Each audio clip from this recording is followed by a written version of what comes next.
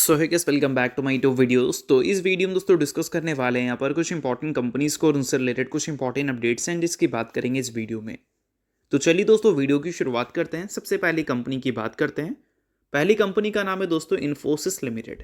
But इसको discuss करने से पहले दोस्तों, अगर आपने अभी तक चैनल को सब्सक्राइब नहीं किया है तो चैनल को सब्सक्राइब करके बेल आइकन को प्रेस कर लो और सेबी रजिस्टर्ड रिसर्च एनालिस्ट के टेलीग्राम चैनल को भी ज्वाइन कर लेना, जिसका लिंक आपको डिस्क्रिप्शन में देखने को मिल जाएगा।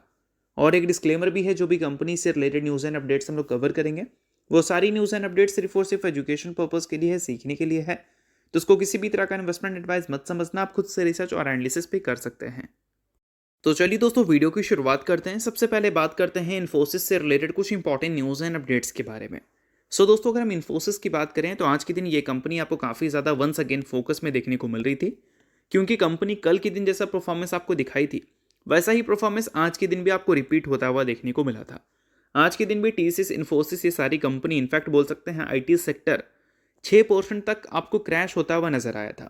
भले वो क्रैश के बाद एक रिकवरी हमें देखने को मिल गई थी, बट कल के दिन भी क्रैश और आज के दिन भी क्रैश, और कल के दिन भी इन्फोसिस एडीआर पिटा था और आज के दिन भी इन्फोसिस एडीआर 10% तक पिटा है। तो बैक टू बैक क्रैश जो हमें देखने को मिल रही है टेक कंपनी में, उसके पीछे का प्रॉपर रीज़न क्या है? तो देखो, सबसे पहले रीज़न की अगर हम बात करें, इनफैक्ट एक रीज़न है, 3 रीज़न आपको देखने को मिल जाएगा। तो पहला रीज़न तो हमने कल के दिन ही देख लिया था कि जो एक्सपेक्टेशन था यूएस का एम्प्लॉयमेंट डेटा का, उस एक्सपेक्टेशन से बेहतर नंबर हमें देखने को मिले थे। तो एम्प्लॉयमेंट अगर यूएस में ज़्यादा मिल रही है तो इसका मतलब यूएस ग्रोथ ज़्यादा बेटर दिखा रहा है, और ग्रोथ जहाँ पर होता है वहाँ पर इन्फ्लेशन भी होता है, और जब इन्फ्लेशन बढ़ने का खतरा रहता है तो वहाँ पर रेट कट देखने को नहीं मिलता।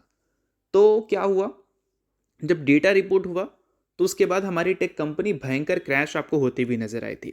और आज के दिन देखोगे तो गिरावट का वही रीज़न मेंशन किया गया है कि जो यूएस एम्प्लॉयमेंट डेटा हमें देखने को मिला, अनएम्प्लॉयमेंट डेटा देखने को मिला, वो एक्सपेक्टेशन को रिड्यूस किया है। किस चीज़ का एक्सपेक्टेशन? यूएस फेडरल रिजर्व का जो इंटरेस्ट रेट कट करने को लेकर एक्सपेक्टेशन था, उस चीज़ का। और रेट कट अगर नहीं होगा तो हमारी टेक कंपनी को यूएस से वैसा काम नहीं मिल पाएगा जैसा काम की वो उम्मीद करते हैं। तो ये 2 रीज़न तो हो गया। तीसरा रीज़न दोस्तों, एंट्रोपिक ने जो एआई टूल इंट्रोड्यूस किया है, उससे हमारी टेक कंपनी का वो सारा काम छीन सकता है। वो कंपनी जो हमारी टेक कंपनी यूएस के बैंक्स एंड इंश्योरेंस कंपनीज के लिए करती है, जो बैकएंड का काम होता है वो सारी वो एआई टूल कर सकता है। तो इन सारी चीज़ों की वजह से हमारी टेक कंपनी को एक मैसिव डिस्ट्रप्शन का सामना करना पड़ सकता है एआई के इनोवेशन से। और यही 3 रीज़न है जिस केस में इन्फोसिस, टीसीएस, एसएलटी, ये सारी कंपनीज आपको पिसती हुई दिख रही है।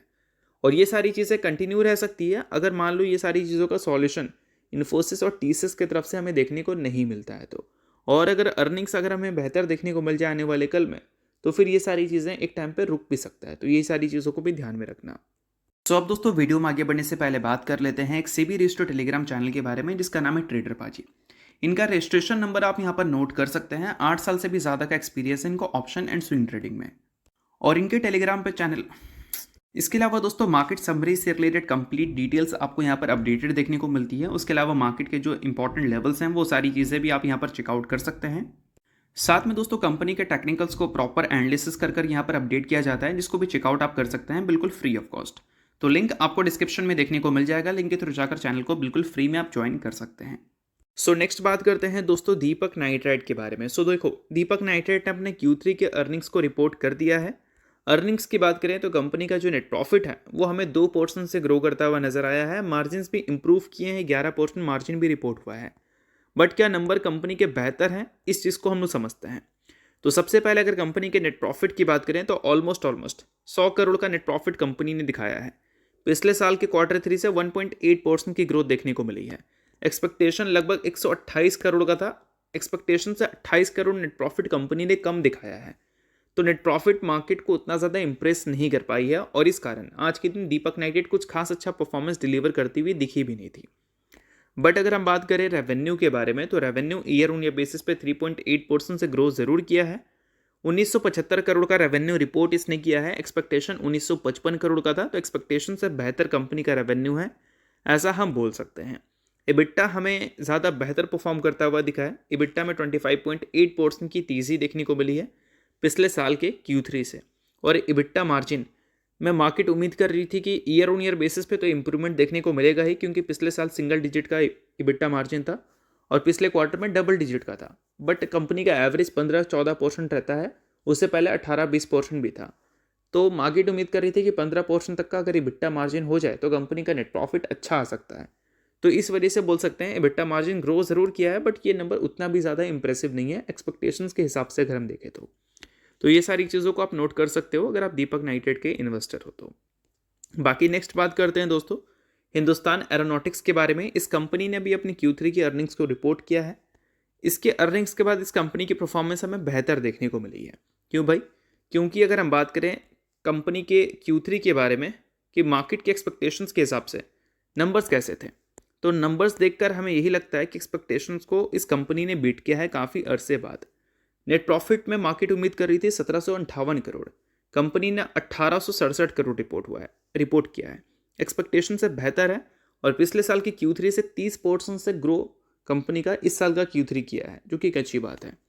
उसके साथ अगर हम कंपनी के रेवेन्यू की बात करें तो वहाँ पर हमें डबल डिजिट की ग्रोथ देखने को मिली है, जो कि काफ़ी अच्छी बात है।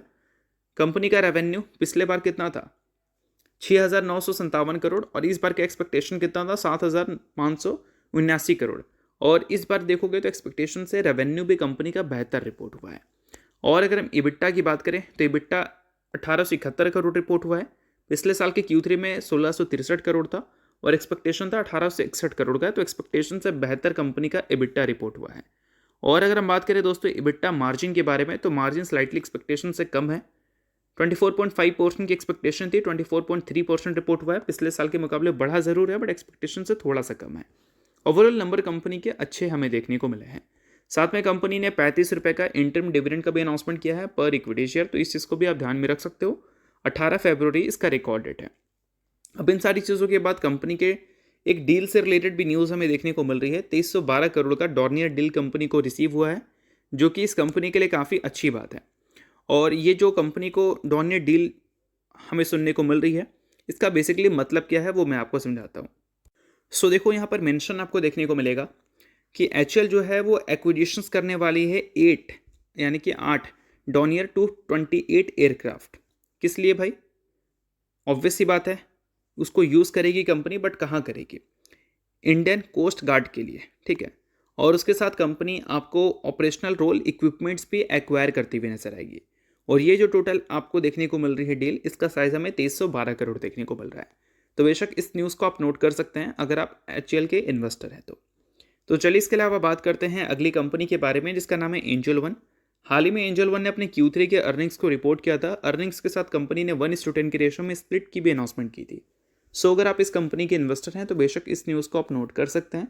इन्वेस्टर नहीं आप इग्नोर कर सकते हैं, न्यूज़ थी इस वजह से मैंने बता दिया, बाकी ये किसी भी तरह का रिकमेंडेशन नहीं है।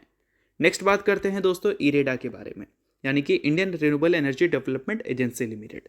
अब दोस्तों इरेडा को अगर आप देखोगे तो ये कंपनी आपको काफ़ी ज़्यादा फोकस में देखने को मिल रही थी। फोकस में रहने का सबसे बड़ा रीज़न ये है कि इरेडा शेयर होल्डर से अप्रूवल चाह रही थी फंड रेस के लिए, और शेयर होल्डर के थ्रू उनको अप्रूवल मिल चुका है।